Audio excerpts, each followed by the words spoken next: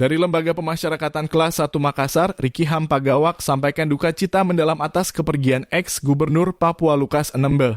Mantan Bupati Mamberamo Tengah itu sempat tinggal bersama almarhum dalam rumah tahanan KPK di Jakarta. Mereka bersama kurang lebih 5 bulan sebelum Riki dipindahkan ke Lapas Kelas 1 Makassar untuk mengikuti proses persidangan. Berikut petikan pesan dari RHP ke almarhum Lukas NMB yang disampaikan lewat pesan WhatsApp-nya. Saya RHP menyampaikan selamat jalan ke rumah Allah Bapa di sorga kepada kakakku, guru politikku, seniorku almarhum Lukas NMB S. IP.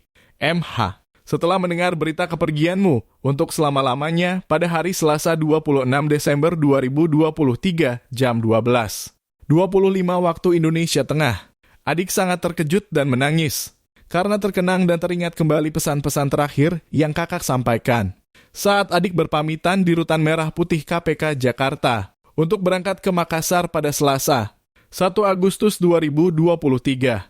Karena adik dipindahkan ke Lapas Kelas 1 Makassar untuk mengikuti proses persidangan di sana. Pada saat itu kakak berpesan agar adik jaga dirimu baik-baik di sana. Pesan yang akhirnya terjadi pada diri kakak sendiri saat ini, karena kemarin, Selasa 26 Desember 2023 jam 10.45 waktu Indonesia Barat, kakak _ pergi untuk selamanya meninggalkanku, meninggalkan kami semua yang sangat menghormati dan menyayangimu. Pesan-pesan terakhirmu itu sangat membekas dalam hatiku hingga saat ini dan takkan pernah adik lupakan seumur hidupku.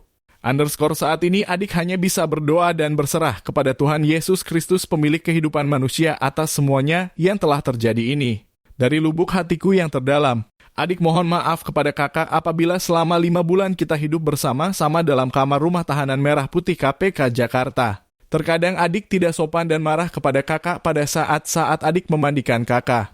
Kasih makan, kasih minum air, kasih minum obat, mengganti pakaianmu, mencuci pakaianmu, menata dan membersihkan kamar tidurmu, tempat tidurmu, mencuci peralatan makanmu, mencuci peralatan tidurmu dan lain-lainnya.